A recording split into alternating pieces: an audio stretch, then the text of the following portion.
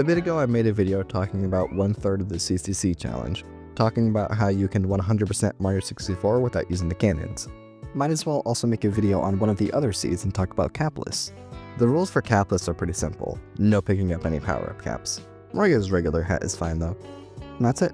Obviously I'm not going to talk about every single star, only the ones that require a cap using the intended methods, and surprisingly, out of the game's 120 stars, only 13 of them traditionally require the caps despite the wing cap being on the box art, making their current impossible star count 107.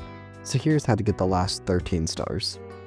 In Bob-omb Battlefield, star 5 requires you to shoot yourself out of the cannon with a wing cap to get all the secrets. By the way, if you didn't know, for this star in the 1-star Shifting Sandland, the coins aren't special at all, asterisk.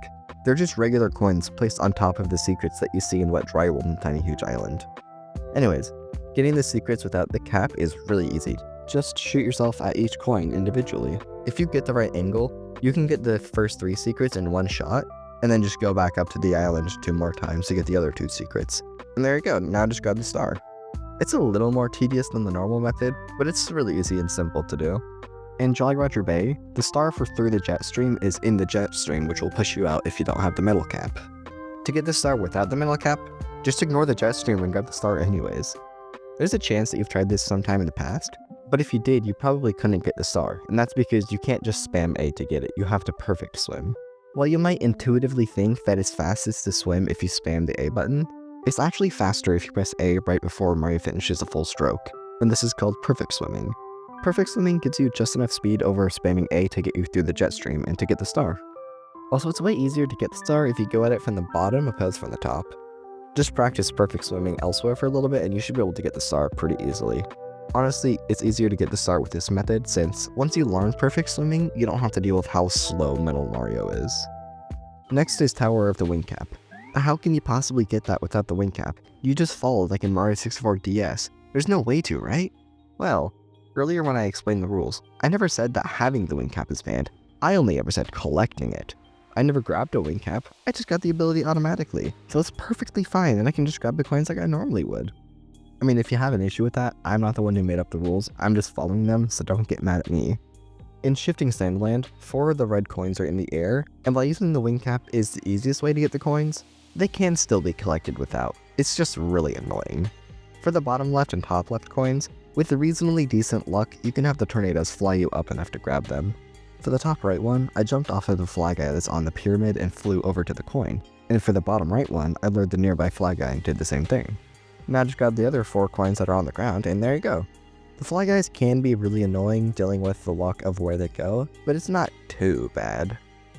In Hazy Maze Cave, Metalhead Mario can move requires Metal Mario to move, but all Metal Mario is needed for is to press this switch, so just press this switch without him. A lot of the time people do this by doing a double jump to hit it, but for some reason I really struggle with that a lot of the time, and for me it's way easier to do a double jump kick while hugging the mesh wall to fall right onto the switch every time. Either way, all you have to do is enter the water with so much speed that you hit the switch right before you start to swim. So just do whichever method is easier for you and then collect the star. Again, another star that's honestly easier than doing it the intended way. Right next to all of that is Cave of the Metal Cap. Like with what I said earlier, I never grabbed the metal cap, I just got the ability from the puddle that I fell into. And while I have the power, might as well grab the coins that are in the water, then grab the ones that are on land, and then grab the star. If you don't like using the metal cap for the stars, you could always just ground pound into the water to get each of the coins individually, and then ground pound on the star afterward. Neither method are particularly difficult or complicated.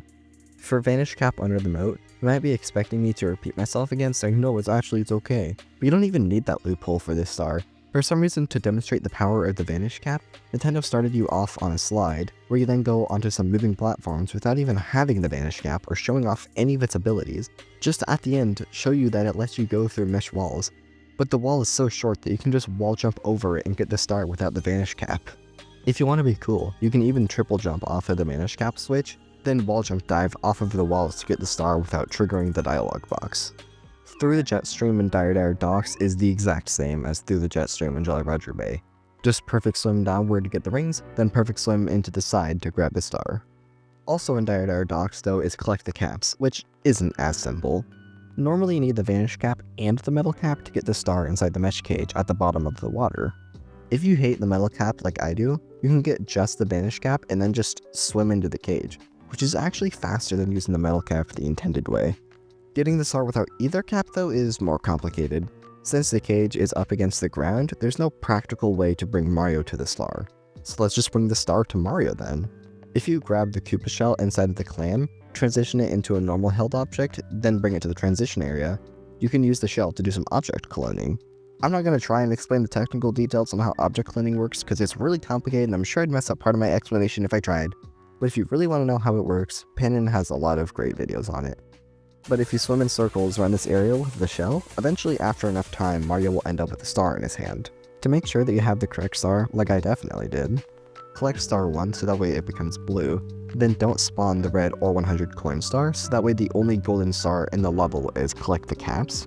Now just press B to throw the star and there you go. Typically object cloning is reserved for tasking only, but this is one of the few times that it's both humanly viable but also practical. That's pretty cool.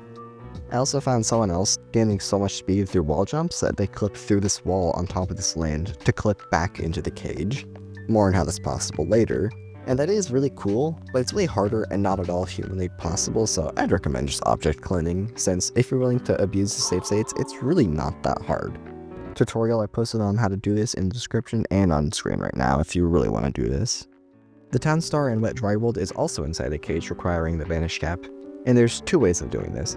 The first is to BLJ through this cave by grinding against this flower bed. This is the same idea as dive grinding that's done in the 1 key task if you're familiar with that. Basically you do a dive, then on the next frame you fall off of the pillar, then the next frame you're back on it and you can dive again, just for you to fall off of it the next frame over and over till you get the speed that you need. Imagine that, but instead of diving, you're long jumping backwards. I don't think this is humanly possible, but if I were to be proven wrong, that'd be pretty cool to see. The other method is to do object cloning with a Chuckya like we did back in Dire Docks. There's two ways of getting the Chuckya down into the tunnel, grinding against the level boundary or clipping the Chuckya through the ground. For the wall grinding method, honestly I don't really know how it's done. I found a video of someone doing it, so it is humanly possible, but I'm not going to be pause buffering this much. For the other method, grab the Chuckya, walk off of the ledge up here and drop it onto the lower area.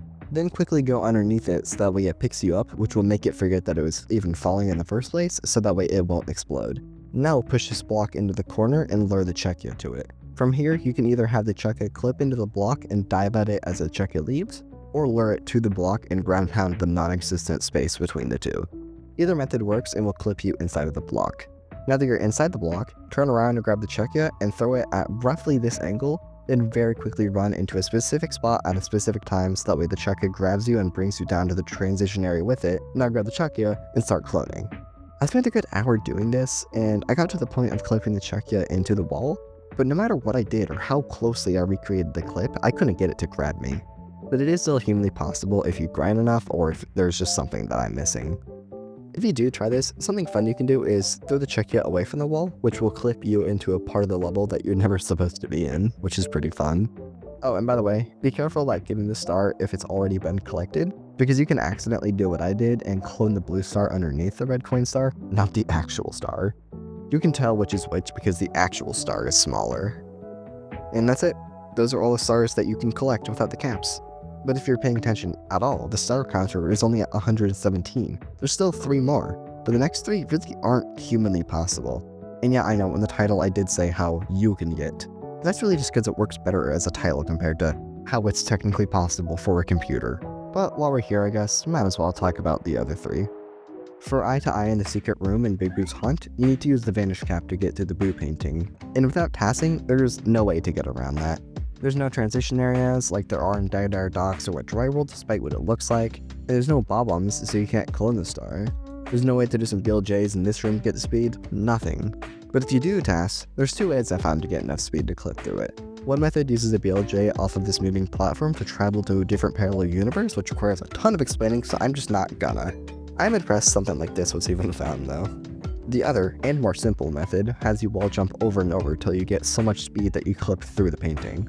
The reason this and the other method in Dire Docks earlier are possible is that normally when you wall jump your speed gets capped, but if you press A the first possible frame, you actually gain speed no matter what your speed was to begin with. So if you just sit there and perfectly wall jump over and over enough times, you can get enough speed to just clip through. I say this is only possible for a task because Look at me and tell me you can do this many frame-perfect jumps in a row without a single mistake. This one, honestly, I don't have a ton of faith that it could ever be collectible for a human. But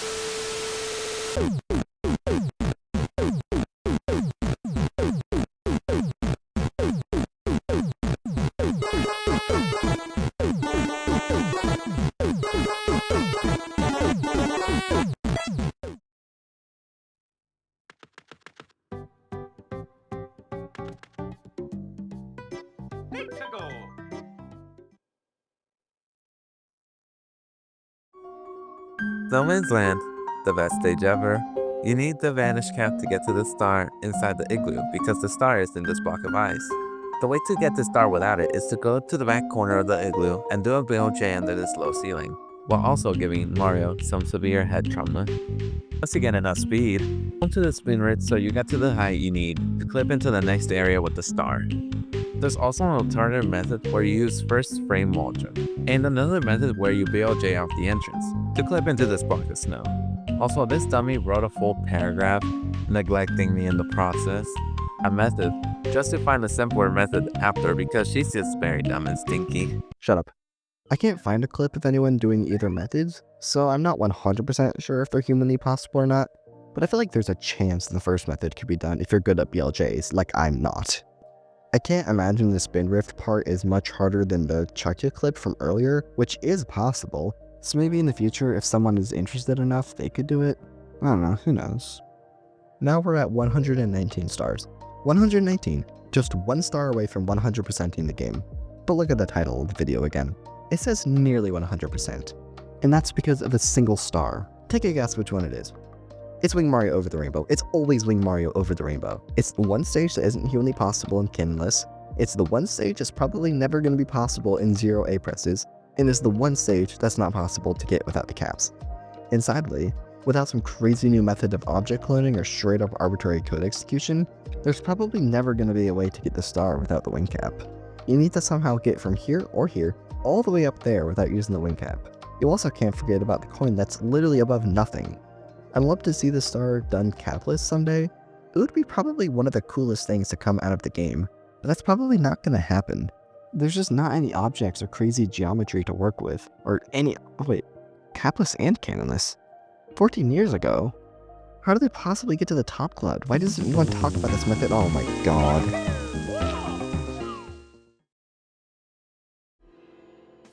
It's kind of sad that a single star made this challenge impossible, and then also made canonless not humanly possible. I wish I could just retcon it from the game. The other 2 stars though, I'm hopeful though that in the future something will be found for the Big Boost Haunt one, and that someone will be able to do the igloo one.